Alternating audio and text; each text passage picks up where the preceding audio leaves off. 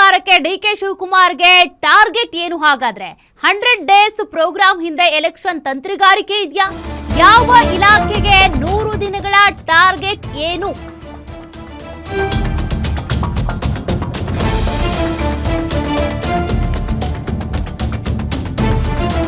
Guarantee ನೈಜ ಫಲಾನುಭವಿಗಳ ಪತ್ತೆಗೂ target. Guarantee news ನಲ್ಲಿ ಡಿಕೆ ಶಿವಕುಮಾರ್ 100 ಡೇಸ್ ಟಾರ್ಗೆಟ್ ನ ಎಕ್ಸ್ಕ್ಲೂಸಿವ್ ಸುದ್ದಿ. ಹಾಗಾದ್ರೆ ಡಿಕೆ ಶಿವಕುಮಾರ್ ಅವರು ಸಿಎಂ ಆಗಿ 100 ದಿನ ಅನ್ನುವಂತ ಪ್ರೋಗ್ರಾಂ ಬರುತ್ತಲ್ಲ, ಅದ್ರ ಟಾರ್ಗೆಟ್ ಏನು ಅಂತ. ಆ 100 ಡೇಸ್ ಪ್ರೋಗ್ರಾಂ ಹಿಂದೆ ಎಲೆಕ್ಷನ್ ನ ತಂತ್ರಗಾರಿಕೆ ಇದೆಯಾ? ಅದರ ಎಕ್ಸ್ಕ್ಲೂಸಿವ್ ಸುದ್ದಿ ಗ್ಯಾರಂಟಿ ನ್ಯೂಸ್ ನಲ್ಲಿ. ಸರ್ಕಾರಕ್ಕೆ ಚುರುಕು ಮುಟ್ಟಿಸೋದಕ್ಕೆ ಮುಂದಾದ ಸಿಎಂ ಡಿಕೆ ಶಿವಕುಮಾರ್ ಕಳೆದ 20 ದಿನಗಳ ಆಡಳಿತಕ್ಕೆ ಇನ್ನಷ್ಟು ಚುರುಕು ಮುಟ್ಟಿಸೋದಕ್ಕೆ ಈಗ ಪ್ರಯತ್ನ ಮಾಡ್ತಿದ್ದಾರೆ.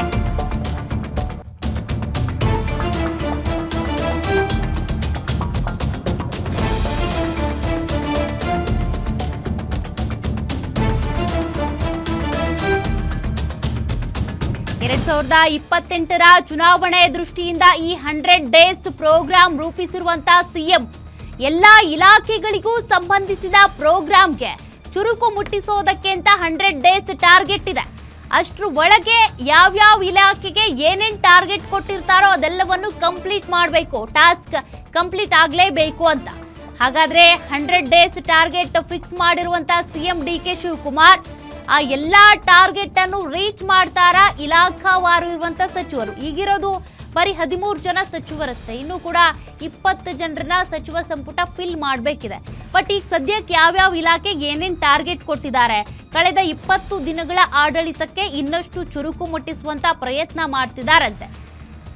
ಮೊದಲನೇದಾಗಿ ಟಾರ್ಗೆಟ್ ಏನಂದ್ರೆ ಕೈಗಾರಿಕಾ ನೀತಿ ಬದಲಿಸಿ ಏಕಗವಾಕ್ಷಿ ಯೋಜನೆಯೇ ಜಾರಿಗೆ ಒತ್ತು ಕೊಡಬೇಕು ಅನ್ನುವಂತ ಟಾರ್ಗೆಟ್ ಇದೆಯಂತೆ.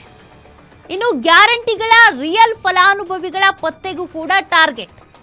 ಅನೇಕರು ಅನರ್ಹರು ಕೂಡ ಗ್ಯಾರಂಟಿ ಯೋಜನೆ ಫಲಾನುಭವಿ ಆಗಿದ್ರಲ್ಲ, ಅದಕ್ಕೆ ಬ್ರೇಕ್ ಹಾಕಬೇಕು ಅಂತ. ಇನ್ನು ಕಸದ ಸಮಸ್ಯೆ ಹಾಗೂ ಗುಂಡಿಗಳ ಸಮಸ್ಯೆ ಬಗೆಹರಿಸೋದಕ್ಕೆ ಟಾರ್ಗೆಟ್. ಇನ್ನು CSR ಫಂಡ್ ಮೂಲಕ ಸರ್ಕಾರಿ ಶಾಲೆಗಳ ಉನ್ನತೀಕರಣ ಮಾಡಬೇಕು ಅಂತ.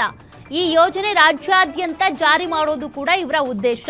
ರಾಜ್ಯದಲ್ಲಿ ಈ ಖಾತೆ ಆಂದೋಲನಕ್ಕೆ ಇನ್ನಷ್ಟು ಚುರುಕು ಮುಟ್ಟಿಸೋದು, ಕಂದಾಯ ಇಲಾಖೆ ಪೌತಿ ಖಾತೆ ಮುಗಿಸೋದಕ್ಕೆ ಟಾರ್ಗೆಟ್ ಫಿಕ್ಸ್ ಮಾಡೋದು. ಇನ್ನು ರಾಜ್ಯದಾದ್ಯಂತ ಬಗೆಹರಿಯದ ಭೂ ಸ್ವಾಧೀನ ಕೇಸ್ಗಳಿಗೆ ಪರಿಹಾರ ಕಂಡುಕೊಳ್ಬೇಕು. ಯುವಕರಿಗೆ ಉದ್ಯೋಗದ ಭರವಸೆ ಮೂಡಿಸೋದಕ್ಕೆ ಖಾಲಿ ಇರುವ ಹುದ್ದೆಗಳನ್ನು ಭರ್ತಿ ಮಾಡೋದು, ಸರ್ಕಾರಿ ಉದ್ಯೋಗಗಳ ನೋಟಿಫಿಕೇಶನ್ ಹೊರಡಿಸುವುದು, ಇದೆಲ್ಲ ಟಾರ್ಗೆಟ್ ಅನ್ನ ಸಿಎಂ ಡಿಕೆ ಶಿವಕುಮಾರ್ ಇಟ್ಕೊಂಡಿದ್ದಾರೆ.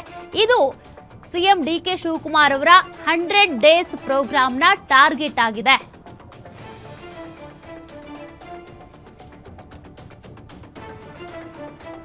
ಮತ್ತಷ್ಟು ಡೀಟೇಲ್ಸ್ ಕೊಡ್ತಾರೆ political bureau head Maruti Pavagada. Maruti, DK Shivakumar ಅವರು ಸಿಎಂ ಆದ ನಂತರ ಒಂದಷ್ಟು ಟಾರ್ಗೆಟ್ಗಳನ್ನ ಇಟ್ಕೊಂಡಿರೋದು, ಅದರಲ್ಲಿ ಪ್ರಮುಖವಾಗಿ 100 ಡೇಸ್ ಪ್ರೋಗ್ರಾಮ್ ಅನ್ನುವಂಥ ಶೀರ್ಷಿಕೆಯಡಿ ಮಾಡ್ತಾ ಇರುವಂತ ಟಾರ್ಗೆಟ್ಸ್.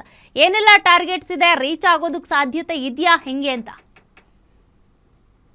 ಓಕೆ, ಈಗಾಗಲೇ ಸರ್ಕಾರಕ್ಕೆ 3 ವರ್ಷ ಕಂಪ್ಲೀಟ್ ಆಗಿದೆ. ಹೀಗಾಗಿ ಇನ್ನೇನು 2028 ವಿಧಾನಸಭಾ ಚುನಾವಣೆಗೆ ಕೇವಲ 2 ವರ್ಷ ಮಾತ್ರ ಬಾಕಿ ಇದೆ. ಹೀಗಾಗಿ ಮುಖ್ಯಮಂತ್ರಿ ಡಿಕೆ ಶಿವಕುಮಾರ್ ಅವರ ಮುಂದೆ ಕೇವಲ ಸರ್ಕಾರವನ್ನು ನಡೆಸೋದಷ್ಟೇ ಅಲ್ಲ, 2028ಕ್ಕೂ ಕೂಡ ಮತ್ತೆ ಕಾಂಗ್ರೆಸ್ ಸರ್ಕಾರವನ್ನ ತರಬೇಕು ಅನ್ನುವಂತ ಒಂದು ಲೆಕ್ಕಾಚಾರ ಶುರುವಾಗಿರುವಂತದ್ದು. ಈ ಹಿನ್ನೆಲೆಯಲ್ಲೇ ಕಳೆದ 3 ವರ್ಷಗಳಲ್ಲಿ ಯಾವ್ಯಾವ ಇಲಾಖೆಗಳಲ್ಲಿ ಬಹಳಷ್ಟು ವೈಫಲ್ಯತೆಗಳು ಕಂಡು ಬಂದಿದಾವೋ ಆ ಇಲಾಖೆಗಳಿಗೆ ಚುರುಕು ಮುಟ್ಟಿಸೋದಕ್ಕೆ ಮುಂದಾಗಿದ್ದಾರೆ. ಜೊತೆಗೆ 20 ಅಂಶಗಳ ಕಾರ್ಯಕ್ರಮದ ಮೂಲಕ ಇಡೀ ದೇಶಾದ್ಯಂತ ಸುದ್ದಿ ಆಗಿದ್ದಂತಹ, ಇವತ್ತಿಗೂ ಕೂಡ ನೆನಪಿಸಿಕೊಳ್ಳುವಂತಹ ಕಾರ್ಯಕ್ರಮಗಳನ್ನ ಅಂದಿನ ಪ್ರಧಾನಿ ಇಂದಿರಾ ಗಾಂಧಿ ಅವರು ಮಾಡಿದ್ರು.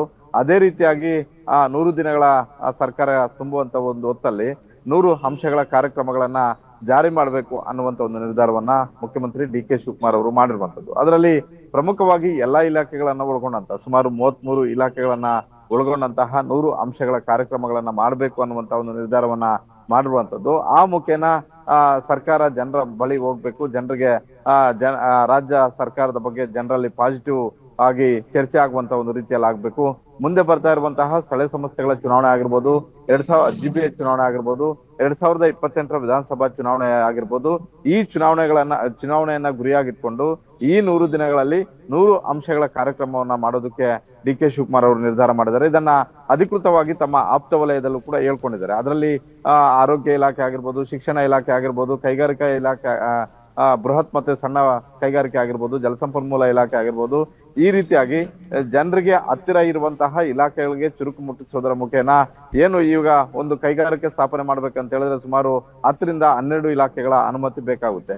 ಮುಂದಿನ ದಿನಗಳಲ್ಲಿ ಈ ಸಮಸ್ಯೆ ಆಗ್ಬಾರ್ದು. ಇದೇ ರೀತಿ ಸಮಸ್ಯೆ ಆಗಿದ್ದೆ ಆದ್ರೆ ಬಂಡವಾಳ ಹೂಡಿಕೆದಾರರು ರಾಜ್ಯಕ್ಕೆ ಬರೋದಿಲ್ಲ ಅನ್ನುವಂತ ಒಂದು ರೀತಿಯಲ್ಲಿ ಚರ್ಚೆಗಳು ಆಗ್ತಿರೋದ್ರಿಂದ ಏಕಗವಾಕ್ಷಿ ಯೋಜನೆ ಅಡಿಯಲ್ಲಿ ಯಾರಾದ್ರೂ ಹೂಡಿಕೆಗೆ ಬಂದಾಗ ಅವ್ರಿಗೆ ನೇರವಾಗಿ ಜಮೀನು ಕೊಡುವಂತದ್ದಾಗಿರ್ಬೋದು, ಅವ್ರಿಗೆ ಕೊಡುವಂತಹ ಸೌಲಭ್ಯಗಳಾಗಿರ್ಬೋದು, ಇದನ್ನ ಒಂದೇ ಯೋಜನೆಯಲ್ಲಿ ಸಿಗಬೇಕು ಅನ್ನುವಂತ ಒಂದು ರೀತಿಯಲ್ಲಿ ನಿರ್ಧಾರಗಳನ್ನ ಆಗ್ತಾ ಇರೋದು. ಇದನ್ನ ಸರ್ಕಾರಿ ಶಾಲೆಗಳ ಕಡೆ ವಿದ್ಯಾರ್ಥಿಗಳು ಬರ್ತಾ ಇಲ್ಲ. ಇದು ಖಾಸಗಿ ಶಿಕ್ಷಣ ಬಹಳಷ್ಟು ದುಬಾರಿ ಆಗ್ತಿದೆ. ಜೊತೆಗೆ ಬೇರೆ ಬೇರೆ ತಮಿಳುನಾಡು, ಆಂಧ್ರ ಪ್ರದೇಶ, ತೆಲಂಗಾಣ, ಕೇರಳದಲ್ಲಿ ಸರ್ಕಾರಿ ಶಾಲೆಗಳು ಇವತ್ತಿಗೂ ಕೂಡ ವಿದ್ಯಾರ್ಥಿಗಳನ್ನ ಆಕರ್ಷಣೆ ಮಾಡ್ತಾ ಇದ್ವು. ಹಾಗಾದ್ರೆ ಸರ್ಕಾರಿ ಶಾಲೆಗಳಲ್ಲಿ ಯಾವ ರೀತಿಯಾದಂತ ಒಂದು ಮಾರ್ಪಾಡುಗಳನ್ನ ಆಗ್ಬೇಕು ಅನ್ನುವಂತ ಒಂದು ಚರ್ಚೆ ಕೂಡ ಇದೆ. ಇದನ್ನ ಅಷ್ಟು ಸುಲಭವಾಗಿ DK ಶಿವಕುಮಾರ್ ಆಗಿರ್ಬೋದು, ಬೇರೆಯವರು ಮಾಡೋದಕ್ಕೆ ಬಿಡದೆ ಇದ್ರೂ ಕೂಡ ಇದಕ್ಕೂ ಕೂಡ ಒಂದು ರೂಪುರೇಷೆಯನ್ನು ಒದಗಿಸ್ಬೇಕು ಅನ್ನುವಂಥದ್ದು. ಈ ರೀತಿಯಾಗಿ ಪ್ರತಿಯೊಂದು ಇಲಾಖೆಯಲ್ಲೂ ಕೂಡ 100 ಅಂಶಗಳು 100 ದಿನ ಅನ್ನುವಂತ ಒಂದು ರೀತಿಯಲ್ಲಿ ಟಾರ್ಗೆಟ್ ಅನ್ನ ಇಟ್ಕೊಂಡಿದ್ದಾರೆ. ಆ ಟಾರ್ಗೆಟ್ ಅನ್ನ ರೀಚ್ ಆಗ್ಬೇಕು ಅನ್ನುವಂತ ಒಂದು ಲೆಕ್ಕಾಚಾರದಾರಾಗ್ತಾ ಇದೆ.